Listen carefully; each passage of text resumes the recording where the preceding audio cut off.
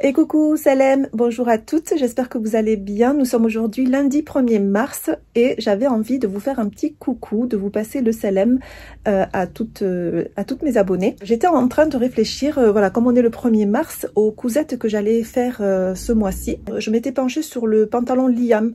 Voilà, maintenant voilà, que je me remets à coudre parce que c'était un peu... les vacances, là, fin février, j'ai profité des vacances avec mes enfants. D'ailleurs, hier, on est allé au Gros du Roi. Et pour celles qui me suivent sur Insta, n'hésitez pas, j'essaye de vous poster, voilà, je vous donne de mes nouvelles sur mon compte Insta. Donc, pour celles qui ne me connaissent pas, n'hésitez pas à aller vous abonner à mon compte. Je suis Samia de Couture Loisirs. Donc, le nom de l'Insta, c'est Couture Loisirs avec le tiret du bas. Donc, je vous disais que, voilà, on a profité jusqu'au bout des vacances. Hier, c'était une journée, voilà, de soleil, de bonheur. Et on a passé un bon temps apaisant. Et ça faisait du bien aussi. Ça a fait du bien aux enfants. Pour une bonne reprise, pour qu'ils aient la tête toute neuve, toute fraîche, pour reprendre, voilà, pour se préparer aux épreuves, ceux qui ont des épreuves, voilà, retrouver les copains, tout ça, ça fait toujours du bien. Donc je reprends, voilà, pour tout ça pour vous dire que je reprends mes coutures pour le mois de mars, mais j'ai déjà des projets que je dois terminer, comme je vous disais, celles que je vous ai présentées dans mon haul, et justement dans ces projets, je voulais reprendre sur le pantalon Liam. Et voilà, j'ai un peu lu les instructions, je me suis pas sentie, pour vous dire la vérité, je me suis pas sentie capable de le faire. Quand j'ai lu les instructions, je me suis dit je vais me planter, il y a des choses que je comprends pas. Donc je vais tenter peut-être de le faire avec vous. Je sais que c'est un moyen pour moi d'y arriver, de me motiver. Et voilà, c'est un défi. J'arrive mieux à affronter les choses quand je me pose des défis, des challenges comme ça. Et je vais jusqu'au bout et ça me motive. C'est une source de motivation pour moi. Donc je pense que je vais faire ça. Et je voulais vous parler aussi d'une chose qui me tient à cœur aussi, ça me trotte dans la tête. Je m'y étais lancée l'année dernière d'ailleurs, ou il y a quelques temps aussi, je m'y étais lancée. C'était au tricot que j'aime beaucoup faire. Et du coup, je m'étais déjà lancée, je connais les bases, en fait, je sais tricoter les bases, les points de base, quoi, le point mousse, voilà, faire les allers-retours et tout ça avec différents points. Ça, je sais faire. D'ailleurs, je vous montrerai les quelques trucs que j'ai fait. J'avais commencé l'année dernière aussi à faire des pulls. Alors, un pull pour moi et un pull pour mon fils que je n'ai pas terminé. Depuis que je me suis mise vraiment à la couture, c'était que couture, que couture. Ce dans quoi j'ai envie de me lancer dans le tricot, c'est dans les chaussettes. Alors, j'ai dans l'objectif de terminer mes pulls quand même. Je vais vous montrer les tricots que j'ai pu réaliser jusque-là. Alors pour les modèles de tricot que j'ai fait l'année dernière, c'est un modèle qui est tiré de ce magazine Fémin, mon premier magazine couture d'ailleurs. C'est le numéro 462 de juillet 2020. Et je l'avais moi acheté pour la couture, mais j'ai vu qu'il y avait un modèle tricot et c'est vrai que ça me trottait dans la tête de pouvoir en faire et ça m'intéressait aussi. Donc je me suis lancée dans le modèle qu'il présente ici, d'une difficulté 2 étoiles sur 5. C'est un pull qu'ils appellent pull bicolore et où j'ai galéré pour trouver le point principal, à faire le point principal. J'ai eu du mal à comprendre en fait pour faire ce point, c'est le point comme vous pouvez le voir qui est tout le long du pull, dos et devant, et j'ai un peu galéré quand même, donc mais une fois trouvé, ça y est, c'est super facile. Mais il faut bien suivre, c'est pas évident, voilà, il faut tout noter. Moi j'avais un petit papier où je notais et malgré ça, je vais vous montrer que j'ai fait pas mal d'erreurs que l'on peut voir comme ça.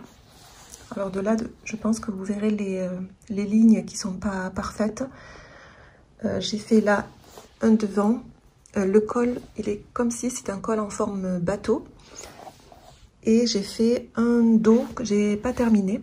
Je me suis arrêtée au niveau des emmanchures. Voilà. Ce que je vais faire avec ça, je vais le détricoter pour que le refaire et éviter de faire les erreurs que l'on voit ici, parce que je sais que comme ça je ne le porterai pas ou je le porterai qu'à la maison et c'est pas le but. J'ai une tenue en tête pour ce pull et c'est vrai que j'aimerais pouvoir le porter à l'extérieur. Donc voilà. Je vais vous montrer maintenant le deuxième pull que j'ai commencé peut-être en même temps que celui-là ou juste après. Je crois que c'était en même temps, en parallèle en fait. Et c'était pour mon fils que je vous montre tout de suite.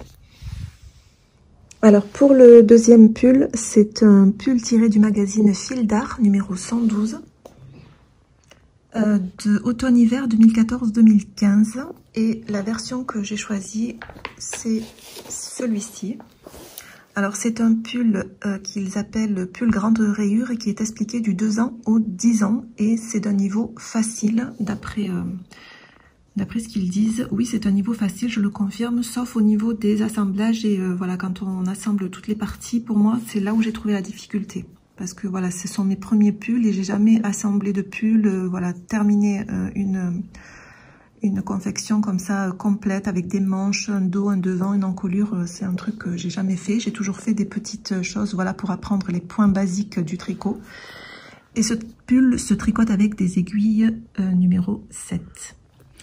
Voilà, maintenant je vais vous montrer ma catastrophe qui se présente comme ceci. Donc au niveau du point, il est vraiment facile.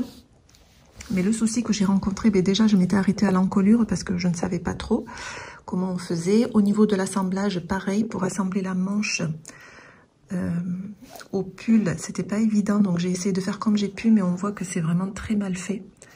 Et la manche qui est un peu bizarre. Alors je pense pas que ce soit, je suis sûre que c'est moi qui me suis trompée parce que je pense pas que ce soit le patron qui veuille ça, je pense pas. Parce que là, au niveau de la manche, voilà comment ce que ça donne là, c'est un effet vraiment très bizarre.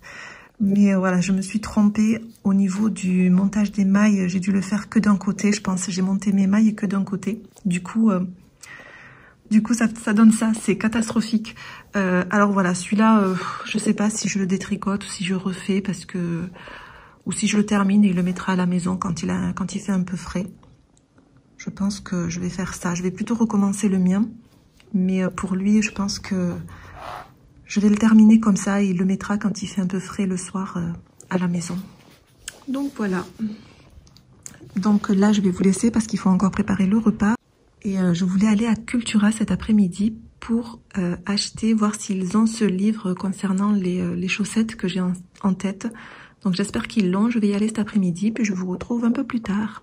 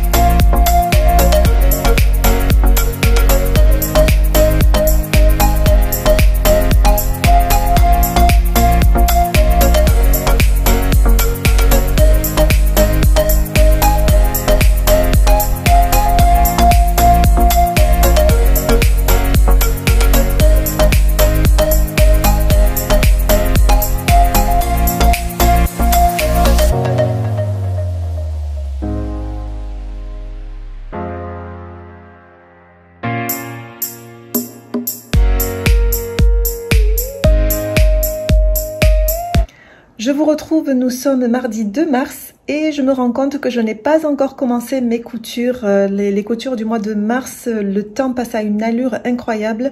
Je suis allée hier à Cultura pour trouver le livre Tricoter ses chaussettes que je n'ai pas trouvé. Malheureusement, il y en avait un, mais il ne m'intéressait pas trop. En fait, le modèle des chaussettes, c'était pas trop ce que je voulais. Par contre, le livre que je souhaite acheter, que je vous afficherai juste ici, Tricoter ses chaussettes. Alors, l'une des auteurs, c'est Émilie Drouin et c'est des éditions Erol, il me semble, si je me souviens bien. Il y a le modèle des chaussettes que je veux vraiment tricoter. Mais je n'ai pas trouvé donc ce livre, mais je suis ressortie avec ceci. C'est le magazine Printemps-Janvier 2021 et vraiment il est super top parce qu'il y a les basiques de petits garçons, de petites filles aussi. Donc j'ai trouvé mon bonheur dans ce livre. Donc voilà, j'ai quand même acheté celui-ci. Et donc là, je vais vous faire un petit retour d'ailleurs sur les tissus que vous voyez là juste derrière moi. C'est les derniers tissus que j'ai achetés de chez Dress & Stoffen, mais il y en a un, je vous ai posté une story sur Insta, n'hésitez pas à me suivre parce que je vous fais des retours sur mes achats, sur ce que ça a donné après, voilà. Donc je vais vous faire juste vite fait un petit retour et puis après on va attaquer la couture parce que vraiment il faut s'y mettre, le mois de mars défile et je n'ai encore rien fait. Donc je vous montre ça. Alors, je vous donne juste un aperçu du magazine Octobre pour celles que ça intéresserait tant qu'il est tant qu'il est en vente encore dans les kiosques.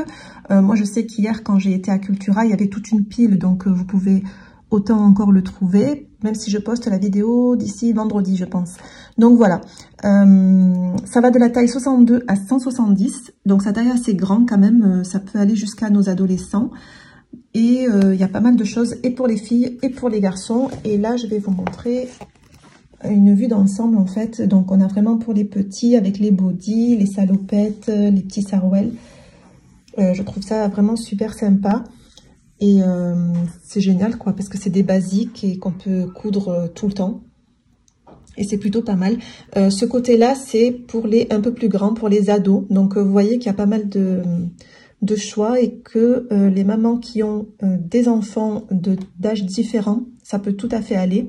Même les mamans qui ont des enfants d'âge rapproché, voilà, comme si vous avez des tout petits et des moyens, on va dire, ça peut très bien aller. Moi, j'ai trouvé super sympa d'avoir ce magazine à la maison pour toutes celles qui auraient des enfants.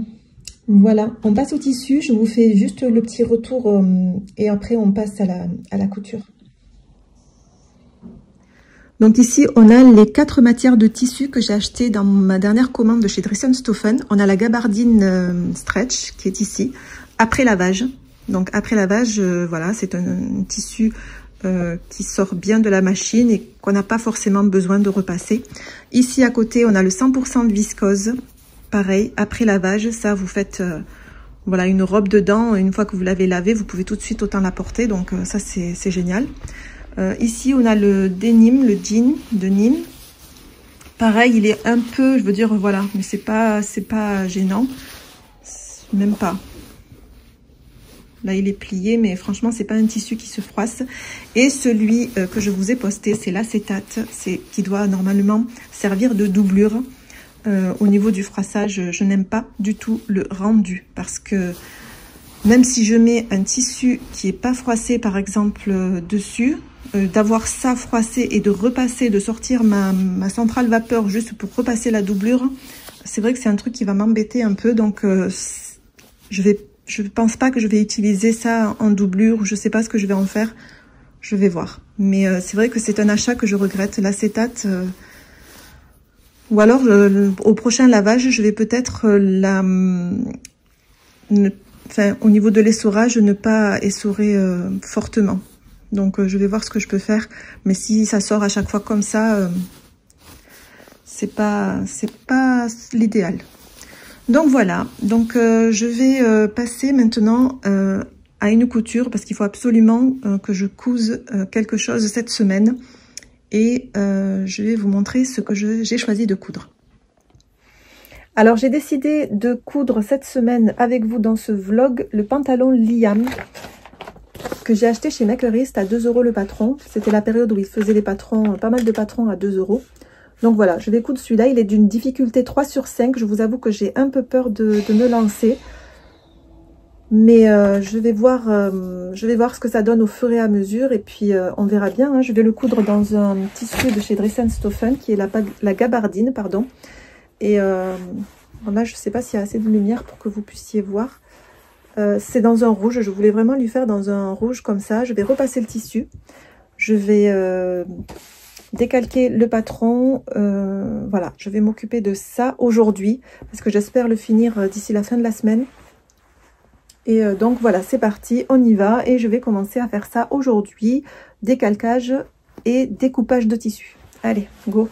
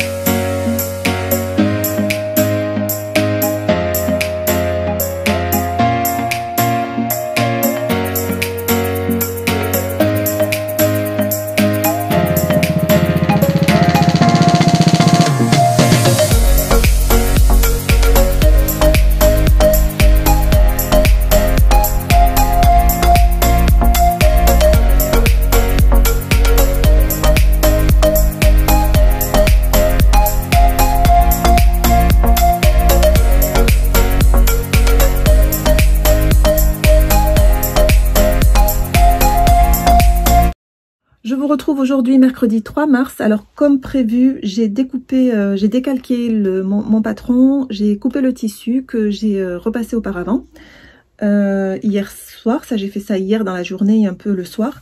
Et aujourd'hui, je vais préparer les parties, c'est-à-dire il y a de l'entoilage à faire. Je vais essayer de voir comment tout ça va se positionner, comment c'est indiqué sur le patron. J'espère que je vais comprendre les instructions. Alors, ça me paraît difficile là, comme ça, vue d'œil déjà. Instructions comme ça me fait un petit peu peur. Je vais essayer d'y aller doucement. Alors, je comptais publier cette vidéo vendredi parce que je voulais vraiment terminer ce pantalon cette semaine. Mais je suis pas sûre. On verra, mais je vais faire de mon mieux, sachant que en ce moment, je suis en train de suivre aussi un atelier sur le modélisme, car j'ai vraiment envie de m'initier, puis d'avancer dans ce domaine-là, de pouvoir créer mes propres patrons de base à ma morphologie, pardon. Donc voilà, là je suis en train de faire ça aussi en parallèle et avec, comme vous le savez toutes, tout ce qui se passe à côté de la vie quotidienne. Donc voilà, je vous reprends tout à l'heure, je vous reprends certainement quand je rencontrerai, comme d'habitude, une difficulté que j'aurai soit compris, soit je vous dis comment moi j'ai fait pour me sortir de ça. Donc voilà, je vous retrouve après, je vous dis à tout à l'heure. Donc juste pour celles que ça intéresse, avant de reprendre ma couture, c'est le site que je suis en train de suivre, l'atelier dont je vous parlais juste précédemment. Voilà, c'est Olareya qui propose des ateliers couture, modélisme, et c'est très intéressant, instructif et motivant surtout. Elle a une façon de motiver les personnes, vraiment pour celles qui remettent à plus tard ou qui se trouvent des excuses, n'hésitez pas à y aller parce que vraiment c'est un reboost de vous remettre sur pied et de vous faire des choses et que vous soyez productive, et je trouve ça plutôt pas mal. Alors ici, déjà pour commencer, on nous dit de coudre la poche sur l'ouverture de la poche du devant. Alors ici, j'ai ma poche et là, je pense que c'est voilà, c'est la partie devant, donc c'est l'ouverture de la poche devant. Ce que je vais faire, je pense, c'est ne pas faire de couture définitive parce que je sens que voilà, ça va être compliqué. Ce sont des instructions où il n'y a aucun schéma, aucune image explicative, c'est des phrases et à vous de vous débrouiller. C'est pas facile, je sais pas pourquoi je me suis encore une fois embarquée là-dedans alors que je n'ai jamais cousu de pantalon. Mais on va y arriver, je l'espère, Inch'Allah. Donc en tout cas, ce que je vais faire, moi, j'ai mis... alors on vous dit pas non plus si c'est endroit sur endroit ou... bon, c'est normal, en même temps, c'est un niveau intermédiaire. Hein. Après, voilà, il faut avoir le niveau pour pouvoir le faire, hein, c'est sûr. Mais voilà, j'ai quand même envie d'y arriver. Donc je vais faire... l'ouverture pour moi c'est ici, donc je vais faire une couture juste voilà, une couture sans la fermer en fait, comme si je faisais un bâti, je crois en fait. Voilà, je vais faire des coutures sans que ce soit des coutures définitives, comme ça je peux, si je me suis trompée, les défaire facilement. Donc je vais faire endroit sur endroit, ici la poche sur le devant, et je vais coudre juste le côté où normalement il va y avoir l'ouverture de la poche, je pense. Ouais, comme ça après, je pense qu'il va falloir retourner ce côté et comme ça on aura le devant de la poche. Et après, je vais voir. Donc ici, j'ai fait ma couture et on me dit de rabattre la poche vers l'intérieur, comme ceci. De faire une surpiqûre que moi je ferai plus tard quand je serai sûre de l'assemblage, que j'ai bien fait mon assemblage, donc je vais pas faire ça tout de suite. On nous dit de prendre la poche avec empiècement et de la positionner dessous et de poser ensuite ce qu'on vient de faire pour assembler la poche comme ceci. Hop, je vais essayer endroit sur endroit. D'après ce que ils le disent pas, mais j'en ai conclu que c'était comme ça. Voilà, de faire une surpiqûre ici, tout le tour, et ça devrait normalement assembler la poche, et on a après l'ouverture ici. Donc ça ferait la poche comme ça. Ça a l'air logique, et ça a l'air d'être ça, donc je vais continuer dans ce sens. Et coucou, je vous retrouve aujourd'hui jeudi 4 mars et je vous avoue que j'ai pas trop avancé sur le pantalon Liam. Donc hier j'avais commencé l'assemblage du haut du pantalon. J'avais fait des piqûres non définitives que je vais valider aujourd'hui. Je pense que je vais les faire puisque j'ai l'impression que c'est bien ça au niveau des poches et tout ça. Et je m'attaque là aujourd'hui à la braguette. Alors hier, ce que j'ai fait par contre hier soir, j'ai regardé pas mal de vidéos concernant la pose de braguette, voilà, le montage, comment ça se posait. Comme je vous l'ai dit précédemment, je n'ai jamais cousu de pantalon, c'est une première, donc j'essaye de voir d'abord avant d'entamer le mien, j'essaye de voir comment ça fonctionne. Et puis j'ai trouvé quelques vidéos qui ressemblaient à la forme de la pièce que j'ai moi. Donc je vais voilà, suivre ces vidéos et puis je vais voir si ça aboutit ou pas. J'espère que oui. Donc voilà, aujourd'hui je fais ça et ensuite je ferai l'assemblage du reste du pantalon en espérant que ce soit assez compréhensible. Et voilà, donc je vous montre là vite fait ce que j'ai commencé. J'ai d'ailleurs fait une petite erreur avant de regarder les vidéos, donc voilà, c'est pour ça que c'est bien de regarder des fois des tutos avant de commencer un ouvrage ou une technique. Il y a pas mal de choses sur le net, donc n'hésitez pas à regarder avant d'entamer votre ouvrage à vous et de vous donner une idée de comment on doit s'y prendre en fait. Voilà. Donc ici j'ai ma pièce qui se présente comme ceci, voilà, avec cette forme là, comme ça, avec cette espèce de fourche là, comme ça. Et ici on nous dit de faire une couture définitive jusque là, sauf que moi ici vous voyez je suis pas montée assez haut. En fait il faut monter, j'ai mis un petit point là pour m'indiquer que c'est ici qu'il faut que je m'arrête, et c'est en face du début de la ligne droite qui monte, vous savez, jusqu'au haut du pantalon. Donc voilà, c'est là. Ici on a la première extrémité de la fourche et ici on a la seconde, et c'est à partir de celle-ci qui monte après tout droit sur le haut du pantalon qu'il faut arrêter la couture définitive. Donc là je l'ai faite ici, donc là je vais remonter encore un petit peu ici, et là où je me suis trompée aussi, et heureusement que j'avais pas fait de couture définitive ici, donc je vais enlever ce bâti là et je vais le refaire ici à partir du point jusqu'au haut du pantalon. Et pareil, je vais faire, on nous dit de faire une couture non valide, en fait, pas de marche arrière pour cette couture-là. Donc je fais ça, et puis après, je continue. Je vous ai dit que je n'avais jamais cousu de pantalon, mais on est bien d'accord, je parle bien de pantalon avec braguette, parce que des pantalons jogging, j'en ai déjà cousu, des tout simples, vous savez, comme le pantalon gym. Donc voilà, c'était juste pour vous informer de ceci. Puis voilà, je vais attaquer maintenant le vrai pantalon Liam. C'est parti!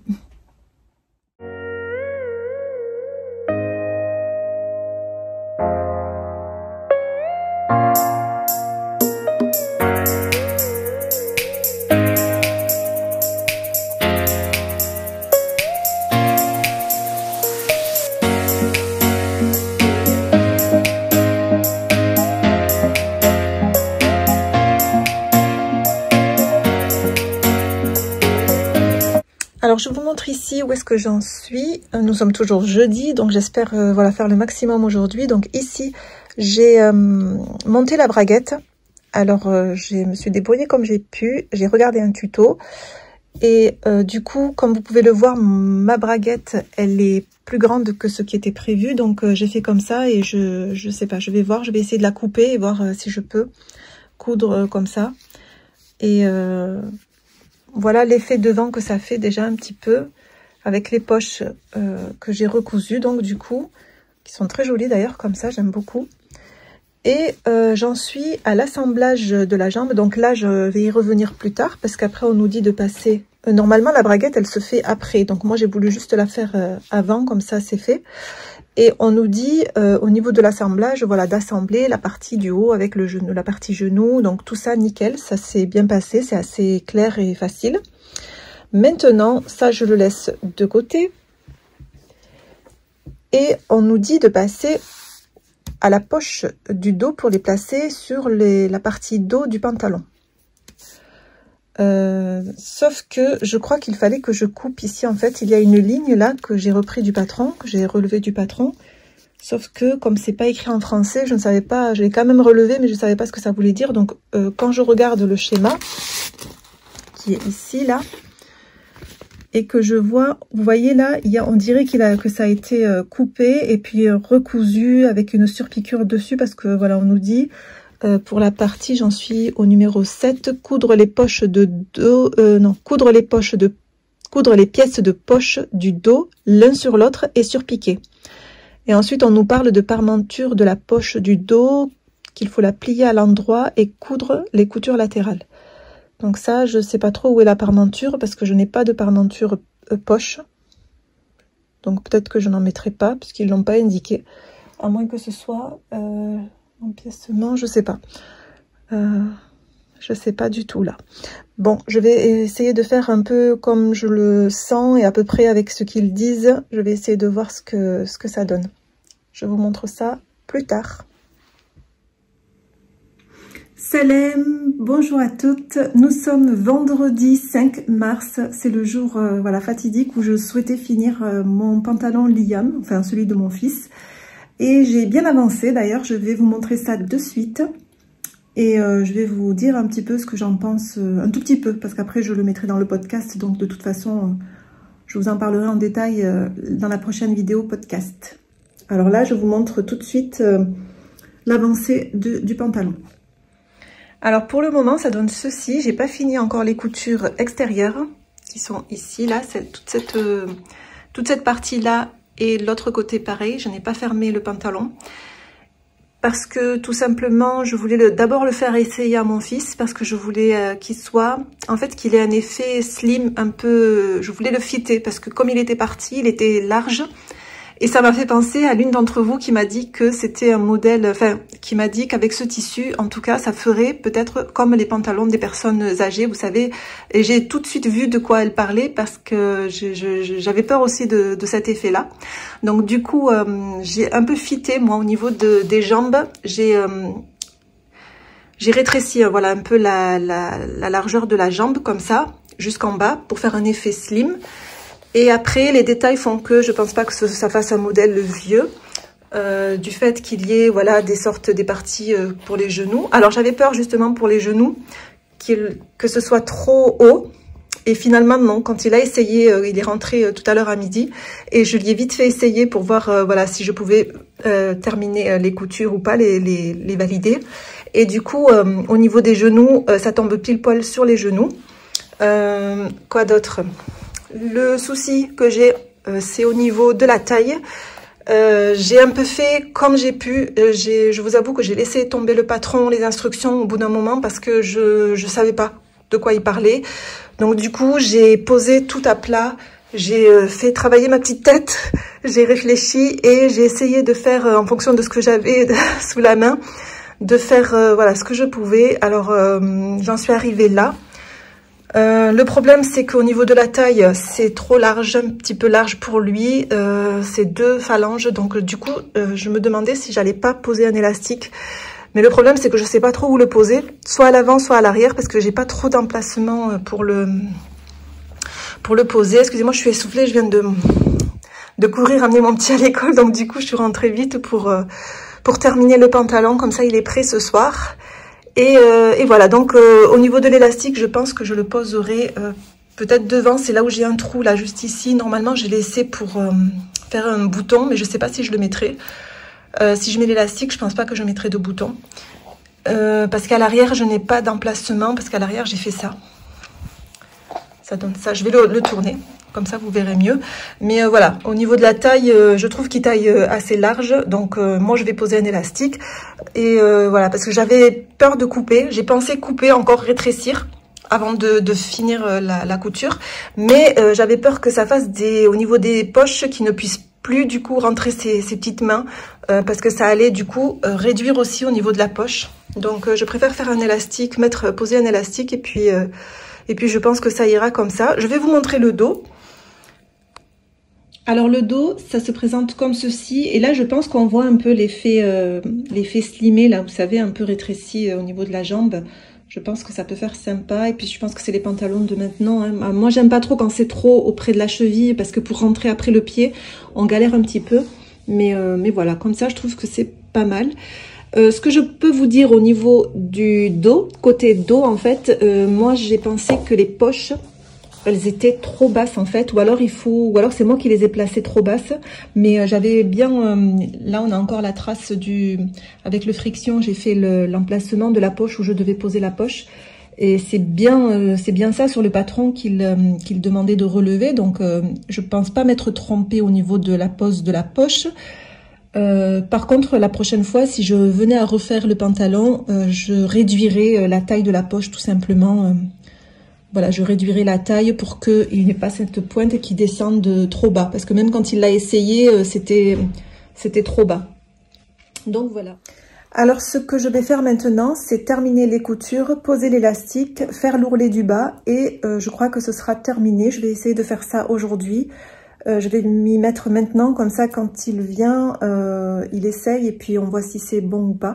Et puis je vous retrouve après pour cette fois-ci le final du pantalon Liam. Donc là, je reviens vers vous juste 2 petites secondes, juste pour vous dire, en fait, pour celles que ça pourrait intéresser, si un jour, voilà, vous voulez poser de l'élastique et que vous n'avez pas pour l'insérer, en fait, l'emplacement pour insérer l'élastique, alors moi, j'ai décidé de le placer au dos, puisque devant, j'avais peur que ça fasse des fronces sur le devant, et c'est pas le but. Derrière, je vais prendre toute la partie du dos, et j'ai créé cette bande en repliant, en fait, ce que j'avais là, je l'ai replié sur la couture ici, en fait. Ça veut dire que je ne vais pas coudre, on va pas voir la couture ici sur le pantalon extérieur, puisque je couds ma bande, je l'ai retournée et je la pique ici, là, sur la couture tout le long, et ça me crée mon emplacement pour pouvoir insérer l'élastique ici et faire en sorte à ce que voilà, le pantalon soit un peu élastiqué. Voilà, c'est tout. Je voulais juste vous informer de ça et cette fois-ci, je vous laisse pour de bon.